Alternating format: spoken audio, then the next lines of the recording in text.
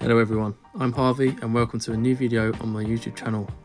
As you can see, I finished 4th overall and 1st in England in the 2021 season in FPL, and I would like to share some tips and tricks to help you along your FPL journey. Let's dive straight into it. So reviewing my Game Week 7's points, so I got 42 points, which is 4 below the average. Not the greatest week, but the two signings that I brought in, Solanke and Nuri, both returned. So in terms of the moves I made, it was a positive week. Solanke got an assist despite not having any shots in the Brighton game. I wouldn't be too concerned with the performance though, because going forward, Spurs have got really good fixtures, as you can see. West Ham at home just seems like a gold fest. So yeah, definitely holding on to him. And if you do own him, I wouldn't panic. Nuri, he got a goal and assist despite conceding 5 goals. To Brentford, obviously the defensive side of things isn't positive, but if he keeps returning despite conceding, I'm not too fussed, especially for a £4.4 million defender.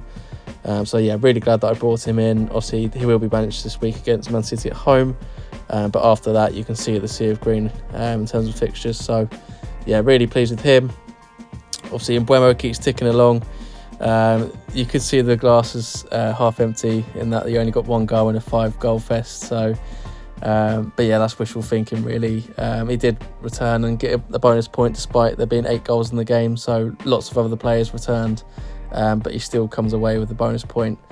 And yeah, his XGI, expected goal involvements, is just through the roof really, 1.13 against Wolves. So yeah, he was just linking up the play and he was always in attacking areas. So I think he is probably the closest to essential in FPL right now, even more so than Haaland, which I'll get onto in a minute. But yeah, look at the fixtures coming up as well. He's just a no-brainer.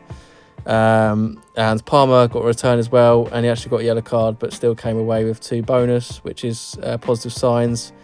So yeah, absolutely going to keep him despite the tough run of fixtures for the next 4. Although you don't really class Man United away or Newcastle at home as tough fixtures. But yeah, in terms of the Arsenal-Liverpool game, they're not ideal, but I still see him getting returns in those games, so definitely holding on to him. Obviously the captain, Haaland blanked, which isn't great, but lots of other people captained him and had the same issue. So yeah, it's a bit alarming that he's blanked in the previous 2 game weeks, but it's not going to stop me captaining him in the next 2. With Wolves away and Southampton at home. But there is an argument to be made where you can sell him from game week 10 onwards when the fixtures start to turn. But yeah, I still don't think that there's a point in selling him right now, other than to free up some funds. But yeah, I'm sticking on to him. In terms of the other problems in my team, so obviously Valfez got a clean sheet on my bench, which meant that Semenyo blanked. Which is just fantastic. Greaves in my starting 11. I thought West Ham away, yeah, that's a decent fixture because they've been terrible this season and they scored 4. So it means that Greaves got a 0 pointer in my team, which in hindsight is obviously 6 fewer than Fass. But yeah, hindsight's a beautiful thing sometimes. And obviously KONSA, he actually got a clean sheet but came off in the 11th minute. So yeah, there's not much I can do about that. Just a word on KONSA. So Emery's had his press conference today, Friday the 18th of October, and KONSA's been past fit. So yeah, if you do have him, I'll definitely hold on to him, and I actually plan on playing him against Fulham away. So yeah, he's an easy keep for me. Obviously Raya, Southampton at home, you'd think that's a banker of a clean sheet, the one that cannot fail. But yeah, he came away with a 2-pointer. Despite having 0.65 expected goals against, which is always good. And apart from that, it's just blank City really. Yeah, obviously the vice captain didn't do too well for me either in Mo Salah. He actually came off early as well, 72nd minute, but I think they just rested him because I think he's played the 90 minutes for the previous 6 game weeks. So yeah, maybe just a little rest there, but again, a little bit disappointing that he didn't return. But yeah, such is life, you can't do anything about it. So let's roll on to next week.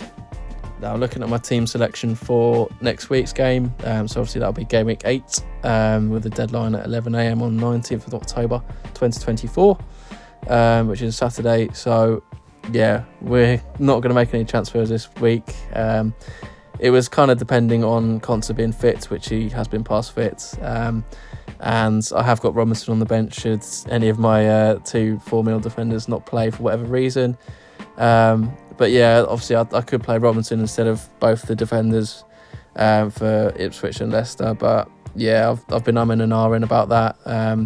But it's not worth a transfer this week. And all the premium defenders, really, apart from City, have difficult fixtures this week. So yeah, I'm not really in a need to make a transfer this week. No injuries at the moment anyway. Something could happen overnight. That would just be typical FPL. But yeah, no, there's no real concerns. Obviously, Ryan and Nets, Greaves, KONSA, Faz, Palmer and Mbeumo as vice-captain, Rodgers, Salah, Calvert-Lewin, Haaland and Solanke make the starting 11. So Semenyo's on the bench, obviously, because he's got Arsenal at home. It's probably one of the hardest fixtures in the calendar. So yeah, he will just be a bench player this week. He's actually got really good fixtures after these 3 difficult fixtures, as you can see. So I think I'll hold him onto him throughout that. Maybe play him against Aston Villa away in game week 9, but yeah, definitely not in 8 and 10 unless I absolutely have to. So yeah, I'm definitely keeping him. And yeah, there's no real injury concerns, as I said. Haaland will be the captain this week. I think it's just a no-brainer. I think a lot of people will be turned off by his 2 blanks in successive game weeks. So yeah, I'm willing to back against the crowd. And Wolves away, they've been shoddy recently in terms of their defending. So yeah, obviously they conceded 5 to Brentford last week. So I think City can go a few better than that, which is wishful thinking. But yeah, no, it is possible. And yeah, that makes up the lineup. Obviously, Palmer against Salah, both coming up against each other, is not ideal. But I haven't got any defenders for those teams. So if they both get hat-tricks and come away with 20 pointers, I'm not going to complain, because obviously they don't eliminate the clean sheets for each other. Yeah, apart from that, that's basically it. Obviously, I hope that Calvert-Lewin actually returns this week, because he's blanked in the last 3, I believe. Yeah, so ever since I brought him in, he's got 5 points overall in 3 games, which is alarming. So going forward, I'll probably sell him on to Matheus Cunha of Wolves when their fixtures turn, because they just, yeah, as you can see, that from game week 9 game week 9 on to game week 18, maybe even past that if you consider Tottenham away and Nottingham Forest at home decent fixtures. They're just, yeah, obviously I think that'll be an investment going from DCL to Cunha, but obviously I've got to free up some funds in order to do that. So maybe one of the big hitters, i.e. Salah or Haaland. I'm probably not going to sell Palmer. But yeah, maybe either of those will make way in the near future. But again, that's just thinking way into the future. And in terms of the present, this is my team, and I don't plan on making any transfers unless something miraculous happens overnight. But yeah, obviously roll the transfer. So I've got 2 next week, and then the fixtures next week are actually decent as well. Obviously, I probably will still start Mo Salah against Arsenal away. So, yeah, again, I probably won't make a transfer, but that's famous last words. And yeah, again, if you have Raya, I'll still hold on to him, because he actually performs well in the difficult fixtures. As you can see, Villa away and Tottenham away came away with 10 and 9 points. So even City away, when they scored 2, he got 9 saves. So I'll definitely hold on to him if you have him, despite the fixture turn that's coming up. But yeah, obviously after game week 11, I think the fixtures turn again. So yeah, definitely hold on to him and any Arsenal defenders you may have. I still fancy against Bournemouth away. So yeah, don't panic about the Arsenal defence, even though they've blanked in the last 2. But yeah, that was the team for this week, and hopefully we'll have a better week than last week. But yeah, I'll catch up with you next week. If you like the video, please like, subscribe and comment on what to do next. See you in the next one.